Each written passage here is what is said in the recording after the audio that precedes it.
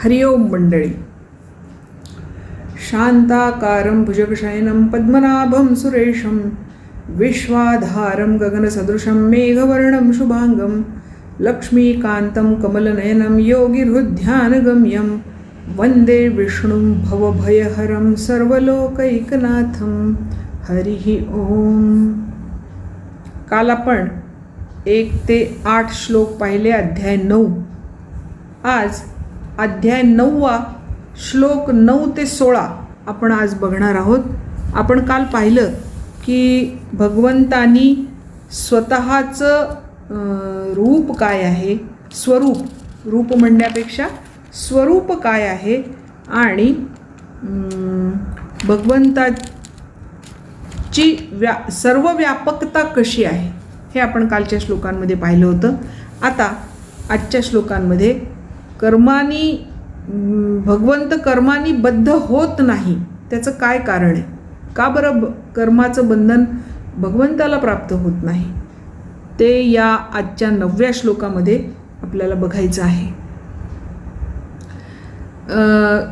भगवंत जरी मनुष्य रूपात जन्मले आणि त्या रूपामध्ये त्यांनी अनेक कर्तव्य कर्म केली, ती त्यांची लीला आहे आणि ती कर्तव्य कर्म करत असताना त्यांना कर्माचं बंधन निर्माण होत नाही. कारण काय तर इथे सांगितलेलं आहे, न च मां तानि कर्माणि निबध्नन्ति धनंजय उदासीन वदासीनम असक्तं तेषु कर्मषु. मी त्या कर्मानी सक्त होत नाही, त्या कर्मामध्ये आसक्ती माझ्यामध्ये निर्माण होत नाही. आणि कसा असतो मी, उदासीनवत आसीनम. ती कर्म करत असताना मी एखाद्या उदासीन माणसाप्रमाणे बसून राहिलेला असतो. म्हणजे मी ते कर्म त्याच्यात अडकून त्याच्यामध्ये बद्ध होऊन कधीच करत नाही. कारण मी ते कर्म करत असताना न च मां तानि कर्माणि निबध्नन्ति धनंजय. ती कर्म मला बांधत नाहीत.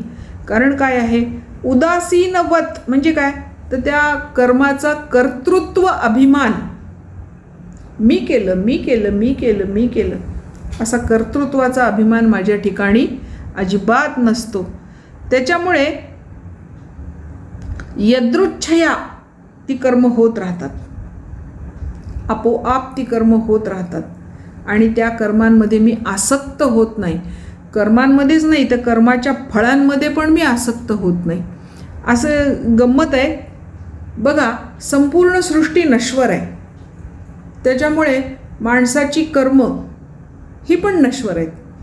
काम करतो आपण आणि नंतर ते काम संपून जातं. त्या कर्माची फळंसुद्धा भोगली की नष्ट होतात, संपून जातात. म्हणजे ती निर्माण होतात आणि नंतर नष्ट पण होतात. म्हणजे हे दोन्ही पण गोष्टी नाशिवंत आहेत. कर्मसुद्धा आणि कर्माची फळंसुद्धा, ह्या दोन्ही गोष्टी नाशिवंत आहेत. पण त्या कर्मफळांची इच्छा नाशिवंत नाही. ज्या माणसाच्या मनात कर्मफळांची इच्छा बळावते ती नष्ट होत नाही आणि ती इच्छा बंधनाला कारण होते. आणि तशी इच्छा भगवंताच्या मनात निर्माणच होत नाही, कारण आसक्तीच नाही कशाचीच. त्याच्यामुळे भगवंत कर्मानी बांधले जात नाहीत. तर कर्मफळ निर्माण होतात, नष्ट होतात, पण फळाची इच्छा बंधन निर्माण करणारी असते आणि ती त्यांच्या मनात निर्माण होत नाही. ते उदासीनवत असतात, म्हणून त्यांना कोणत्याही कर्मानी ते बद्ध होत नाही. न च मां तानि कर्माणि निबध्नन्ति धनंजय. निबध्नन्ति बांधत नाहीत. उदासीनवत आसीनम. मी उदासीन माणसाप्रमाणे बसून राहिलेलं असतो, स्थित असतो, स्थिर असतो, विचलित होत नाही, विकार निर्माण होत नाही. असक्तम तेषु कर्मषु. आणि त्या कर्मांमध्ये मी आसक्त होत नाही, म्हणून ती कर्म मला बंधनकारक होत नाही. आता 10व्या श्लोकामध्ये सृष्टीची निर्मिती कशी होते ते सांगितलेलं आहे. तर सृष्टीच्या निर्मितीचं कारण, महाकारण भगवंत आहेत, हे मागे आपण मागच्या अध्यायामध्ये बघितलेलं आहे.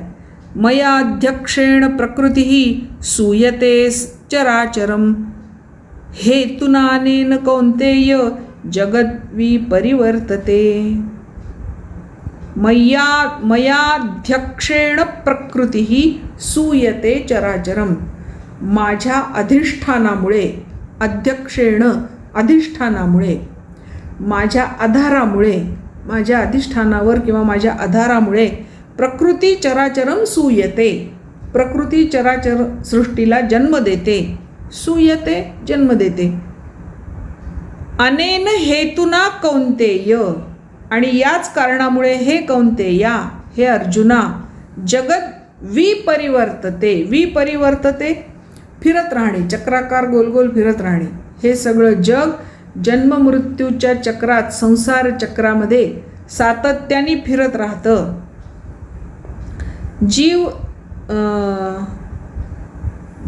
जीवाला जर हे अधिष्ठान मान्य झालं तर तो त्याचा आश्रय करतो आणि पुन्हा जन्माला प्राप्त होतो, पुन्हा मृत्यूला पात्र होतो, पुन्हा जन्माला प्राप्त होतो. असं त्याचं चक्र सातत्याने चालू राहतं.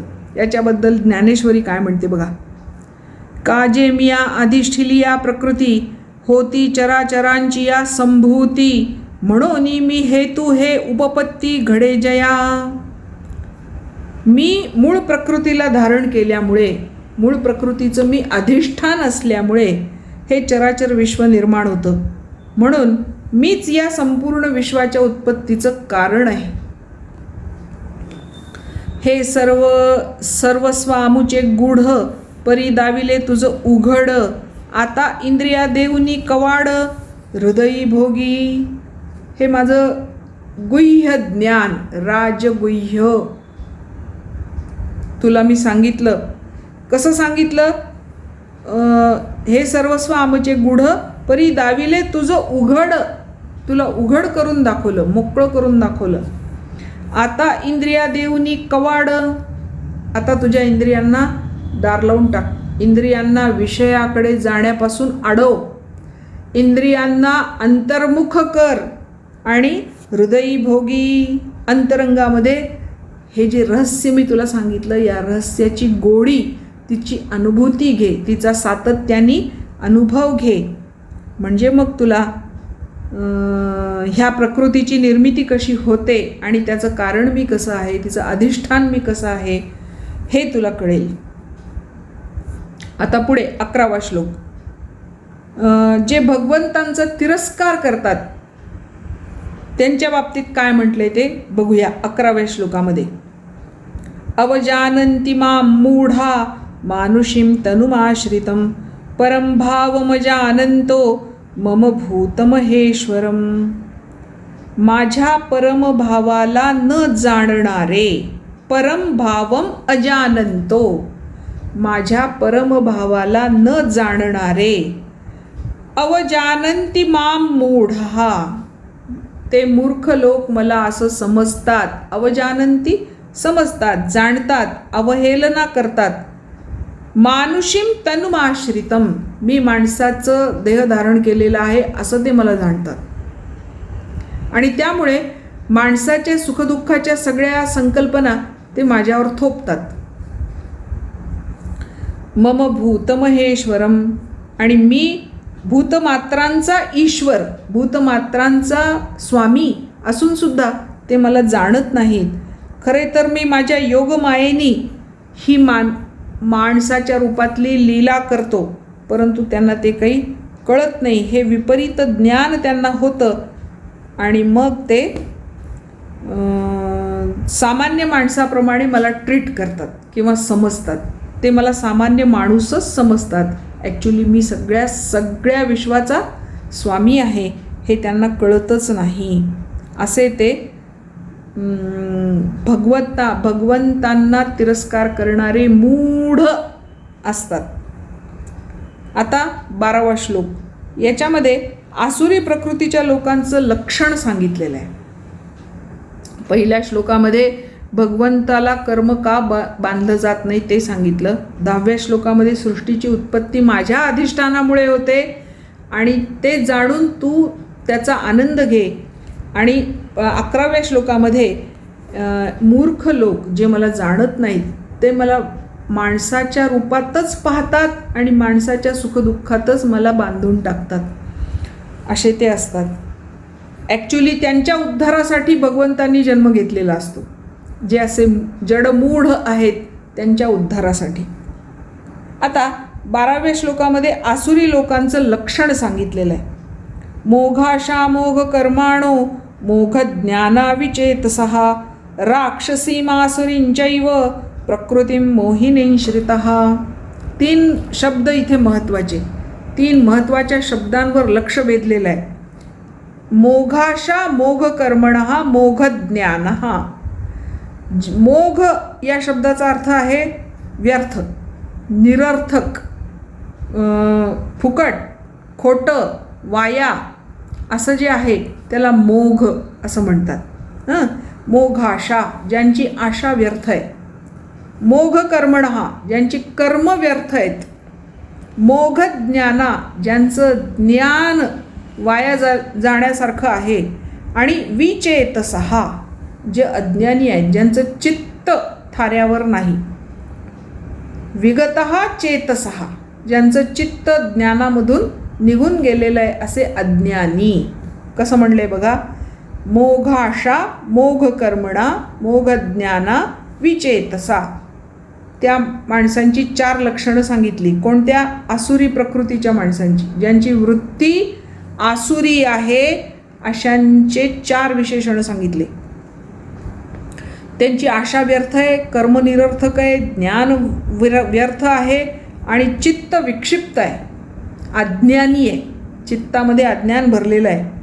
असे लोक आता खाली पुन्हा 3 गोष्टी सांगितल्या आहेत महत्त्वाच्या. राक्षसीम आसुरीन मोहिनीम प्रकृतीम श्रितः.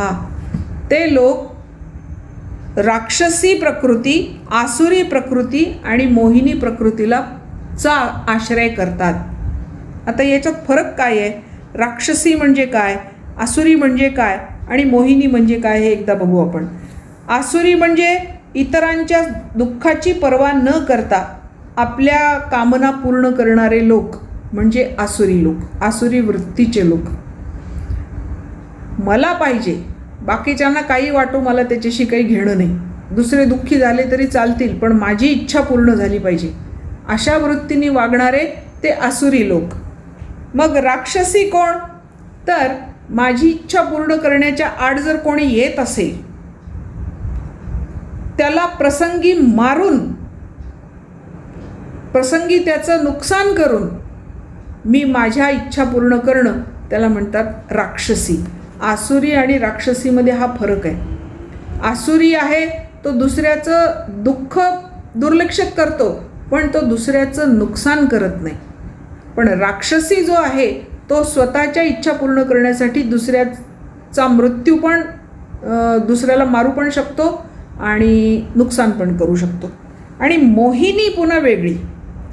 मोहिनी प्रकृती जी आहे ती स्वार्थ नसतानाही विनाकारण इतरांना कष्ट देणारी, अशी जी प्रकृती तिला मोहिनी प्रकृती म्हणतात. आता उदाहरण, दिवाळीच्या दिवसांमध्ये कुत्र्याच्या शेपटीला फटाक्याची लढ लावणारे लोक ते या मोहिनी प्रकृतीचे लोक असतात. काही स्वार्थ नाही त्याच्यामध्ये, पण त्या फटाक्याची लढ लावल्यामुळे त्या कुत्र्याची जी अवस्था होते ते पाहून त्याचा आनंद लुटणं, अशी जी प्रवृत्ती असते तिला मोहिनी प्रवृत्ती म्हणतात. तर या मोघाशा मोघकर्मणा मोघज्ञाना विचेतसा लोकांची प्रकृती कशी असते? एक तर राक्षसी असते, एक तर आसुरी असते किंवा मोहिनी. या 3 प्रकृतींचा आश्रय घेऊन ते जगतात. त्यांना भगवंताशी काही देणं घेणं नसतं. त्याच्यामुळे त्यांना तशी प्राप्ती पण काही होत नाही. आता याच्याबद्दल ज्ञानेश्वरी काय म्हणते बघूया.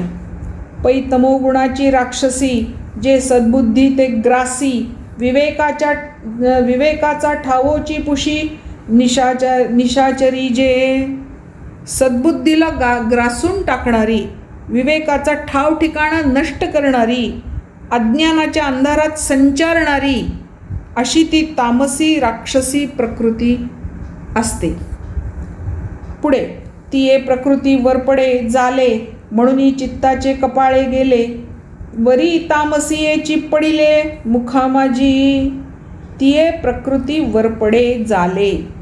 त्या अशा राक्षसी तामसी प्रकृतीच्या तावडीत सापडल्यावर चित्ताचे कपाळे गेले, चित्ताच्या ठिकऱ्या उडाल्या. कपाळे गेले म्हणजे ठिकऱ्या उडणे. वरी तामसेची पडिले मुखा माझी, आणि नंतर ते तमोगुणामध्ये येऊन पडतात असे ते लोक असतात. म्हणजे तमोगुणाच्या प्रभावाखाली ते राहतात आणि त्यांचा मग पुढे विकास होणं अत्यंत कठीण असतं. त्यांचा आध्यात्मिक विकास होणं अशक्य होतं. हे सगळे प्रकार सांगितल्यावर आता 13व्या श्लोकामध्ये अनन्य भक्त कसा असतो ते सांगितलेलं आहे. महात्मनस्तु मां पार्थ दैवीं प्रकृतिमाश्रितः भजन्ति अनन्य मनसो ज्ञात्वा भूतादिमव्ययम्. हे पार्था, दैवी प्रकृतीचा आश्रय घेतलेले महात्मे मला सर्व भूतांचे सनातन कारण आणि अविनाशी अक्षर स्वरूप जाणून अनन्य चित्ताने निरंतर भजतात. अनन्य चित्ताने आणि निरंतर भजतात. महात्मनः तु मां पार्थ दैवीं प्रकृतीम आश्रितः महात्मनः. दैवी प्रकृतीचा आश्रय करणारे महात्मे. आता 16व्या अध्यायामध्ये आसुरी संपत्ती आणि दैवी संपत्ती दोन्ही सांगितलेले आहेत. ते आपण 16वा अध्याय बघताना पाहणारच आहोत. तर त्यापैकी दैवी प्रकृतीचा आश्रय करणारे जे महात्मे आहेत हे पार्था, ते भजंती अनन्य मनसः, अनन्य चित्तानी, इतरत्र कुठेही चित्त न जाऊ देता,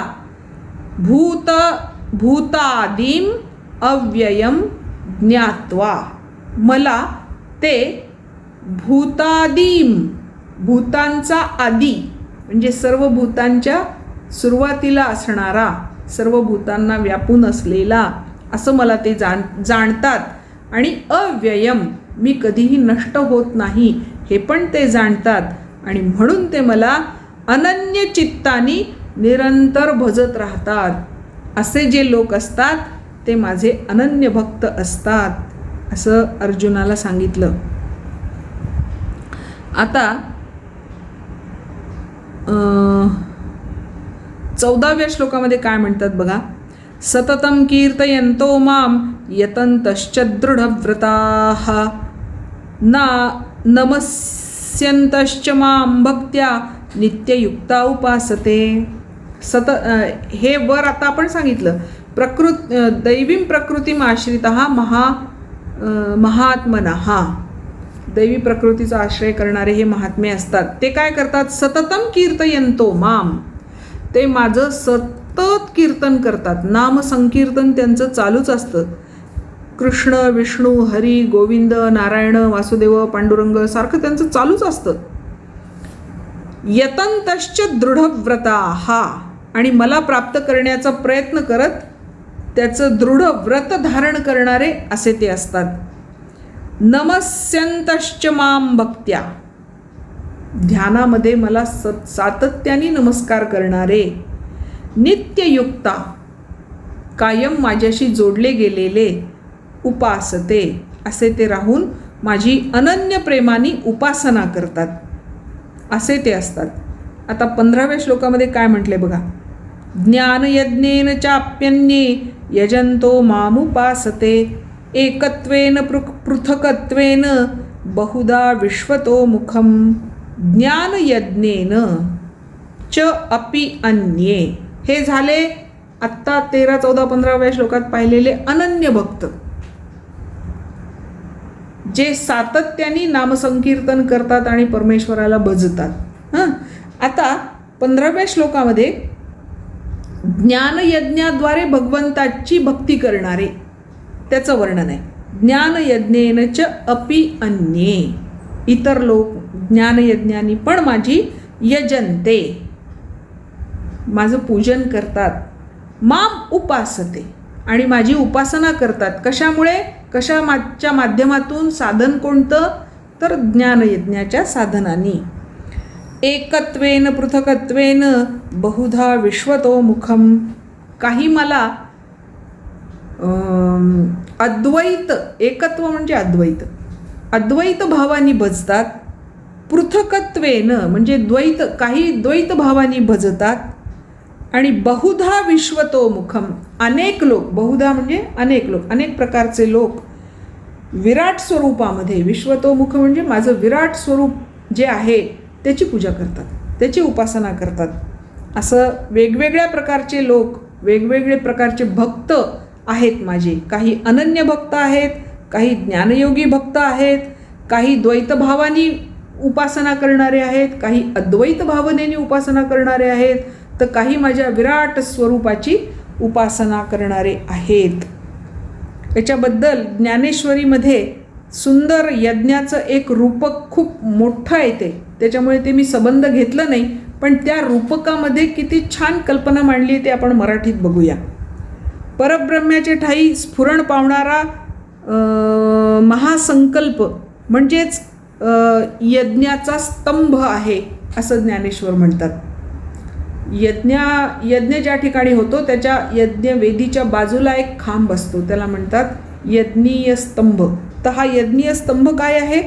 तर परब्रह्म्याच्या मनात असणारा हा महासंकल्प, एकोहम बहुश्याम, हा संकल्प जो आहे तो स्तंभ आहे. महाभूत जी आहेत तो यज्ञमंडप आहे. पंचमहाभूत, पृथ्वी, आकाश, वायू वगैरे हे जे आहे त्याच्यामुळे तो यज्ञाचा मंडप तयार झालेला आहे. द्वैतभाव हा यज्ञ पशु आहे. यज्ञामध्ये पशु बळी द्यावा लागतो, तसा द्वैतभावाचा बळी दिला जातो. गुण इंद्रियांचे विषय प्राण हे उपचार सामग्री आहे. यज्ञ करण्यासाठी ते एक सुरुवा लागते, एक सृक लागते, एक पात्र लागतं, काही हवीर द्रव्य लागतात, याला म्हणतात उपचार सामग्री. तर ही उपचार सामग्री काय आहे? इंद्रियांचे विषय, गुण, प्राण इत्यादी, त्याच्यामध्ये ते उपचार द्रव्य आहे. अज्ञान हे आज्य आहे. आज्य म्हणजे यज्ञामध्ये हवन करण्यासाठी वापरलं जाणारं गाईचं तूप, त्याला म्हणतात आज्य. तर ते तूप काय आहे? तर अज्ञान. अज्ञान त्या आज्य रूपाने यज्ञामध्ये जाळून टाकायचं आहे. मन आणि बुद्धिरूपी कुंड आहे. यज्ञ कुंड तयार करावं लागतं. ते कशाचं तयार केलेलं आहे? मन आणि बुद्धी यांचं ते कुंड तयार केलेलं आहे. त्यात अग्नी प्रज्वलित केला आहे. तो कोणता आहे? तो ज्ञानाचा अग्नी आहे. ज्ञान अग्नीत ते प्रज्वलित केलेला आहे. विवेक, बुद्धी, कौशल्य यांची मंत्रविद्या आहे. विवेक आणि बुद्धीची मंत्रविद्या तिथे वापरली जाते. आणि प्रत्यक्ष यज्ञ करता कोण आहे? तर हा जीव प्रत्यक्ष यज्ञ करणारा यजमान आहे, असं रूपक तिथे केलं आहे. आणि मग त्याच्या पुढे ज्ञानेश्वर काय म्हणतात बघा. मग तो जीव हे भाष्य सारे आ ब्रह्म परमात्मबोधे भरे, ऐसे भजती ज्ञानाध्वरे एकाच येणे. असं जेव्हा यज्ञ होतो तेव्हा तो जीव भाष्य सरे, त्याचं जीव हे नाव बाजूला राहतं, निघून जातं. आ ब्रह्म परमात्मा बोधे भरे, संपूर्ण ब्रह्मापर्यंतची संपूर्ण सृष्टी ही आत्मबोधानी भरून जाते. तिथे सगळीकडे त्याला परमात्माच दिसायला लागतो. ऐसे भजती ज्ञानाध्वरे, ज्ञान अध्वरे, श्रेष्ठ अशा ज्ञानाच्या माध्यमातून ते परमेश्वराला भजतात. एकत्वे येणे आणि अद्वैत भावानी भजतात. अथवा अनादि हे अनेक, जे अनासारिक हे एका एक, आणि नाना रूपाधिक तेही विषम. किंवा अनादि हे अनेक, ज्यांना आदी नाही, असे हे अनेक लोक आहेत जे अनासारिखे एका एक इतरांसारखेच परस्परांसारखे दिसतात. नाना रूपाधिक तेही विषम, अनेक वेगवेगळ्या रूपांमध्ये आहेत, तेही समस्थितीमध्ये नाहीत. येणे वेगळाले पणे पांडवा, करी ती ज्ञानयज्ञ बरवा, जे न भेदी ती जाणीवा जाणते म्हणूनी. याप्रमाणे पांडवा, अर्जुना वेगवेगळ्या प्रकारचे यज्ञ लोक करतात. काही उत्तम असा ज्ञानयज्ञ करतात, जे न भेदती जाणीवा जाणते म्हणूनी. ते जाणते असतात, ज्ञानी असतात, म्हणून त्यांच्यामध्ये भेदाभेद शिल्लक राहत नाही. असे अनेक प्रकारचे भक्त, वेगवेगळ्या प्रकारचे भक्त माझे आहेत असं अर्जुनाला सांगितल्यावर 16व्या अध्यायामध्ये भगवंत अर्जुनाला सांगतात, मी काय आहे, माझी ओळख काय. अहम क्रतु अहम यज्ञः स्वधाहम अहमौषधम मंत्रोहम अहमेवाज्यम अहम अग्निरहम हुतम. अर्जुना, मीच क्रतू आहे, मीच यज्ञ आहे, मीच स्वधा आहे, मीच औषध आहे, मंत्र पण मीच आहे, आज्य पण मीच आहे, अग्नी पण मीच आहे, आणि हुतम जे हवन केलं जातं ते पण मीच आहे. म्हणजेच काय, तर संपूर्ण चराचर सृष्टीमध्ये मी ओतप्रोत आहे हे सांगायचा हा प्रयत्न आहे. आता इथे क्रतू म्हणजे वैदिक यज्ञ, जो श्रुतींच्या म्हणजे वेदांच्या आधाराने केला जातो त्याला म्हणतात क्रतू, असा वैदिक यज्ञ.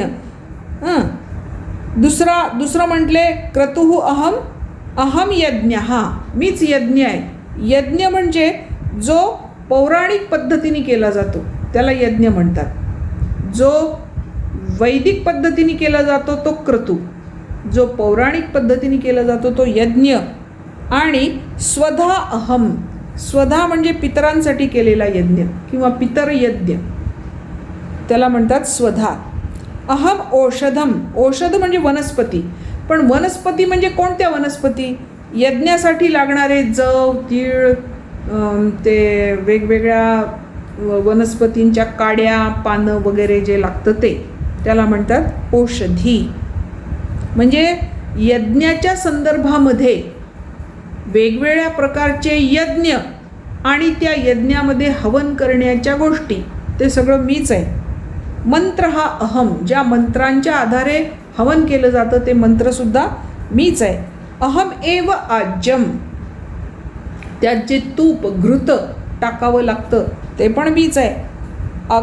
अग्निही अहम, ज्या अग्नीमध्ये हे सगळं हवन केलं जातं तो अग्नी पण मीच आहे. आणि हुतम, त्या अग्नीमध्ये जे जळालं, जे हवी टाकले गेले ते पण मीच आहे. म्हणजे थोडक्यात काय, तर हे सगळे यज्ञ मीच आहे, वनस्पती मीच आहे, मंत्र मीच आहे, तूप मीच आहे, अग्नी मीच आहे, हवनाची क्रिया पण मीच आहे, आणि हवन केलं गेलेलं ते सुद्धा उपचार द्रव्य ते सुद्धा मीच आहे. अशी स्वतःची व्याप्ती सांगून भगवंत या ठिकाणी पुढच्या विषयाला नवीन विषयाला सुरुवात करतात. आता पुढे 17-18 पासून हा विषय नवीन सुरू होतो, तो आपण उद्या बघणार आहोत. आज आपण इथे थांबणार आहोत. आज हे सगळे श्लोक आपल्याला म्हणायचे आहेत आणि उद्या नवीन भागाला सुरुवात करायची आहे. आज आपण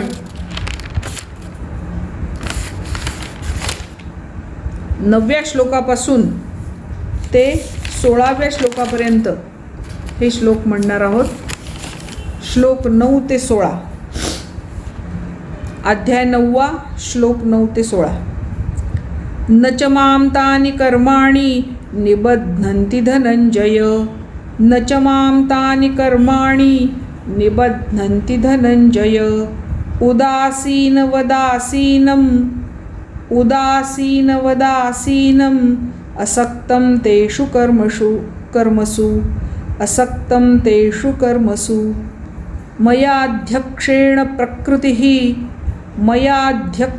प्रकृतिः सूयते सचराचरम् सूयते सचराचरं हेतुनानेन कौन्तेय हेतुनानेन कौन्तेय जगद्विपरिवर्तते जगद्विपरिवर्तते अवजानन्ति मां मूढा अवजानन्ति मां मूढा मानुषीं तनुमाश्रितं मानुषीं तनुमाश्रितं परं भावमजानन्तो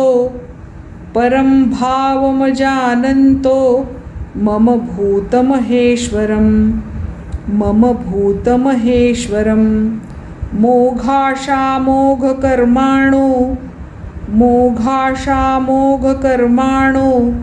मोघज्ञानाविचेतसः राक्षसीमासुरीञ्चैव प्रकृतिं मोहिनीं श्रिताः महात्मानस्तु मां पार्थ दैवीं प्रकृतिमाश्रिताः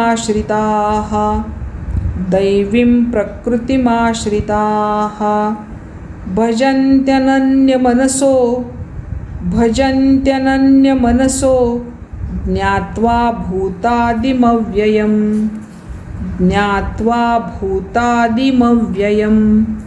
सततं कीर्तयन्तो मां यतन्तश्च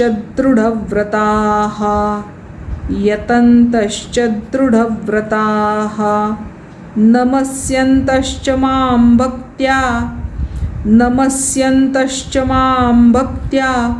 नित्ययुक्ता उपासते ज्ञानयज्ञेन चाप्यन्ने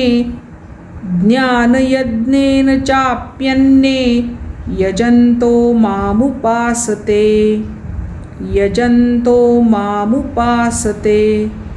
एकत्वेन पृथकत्वेन बहुधा विश्वतोमुखम् अहं क्रतुरहं यज्ञः स्वधामहमौषधम्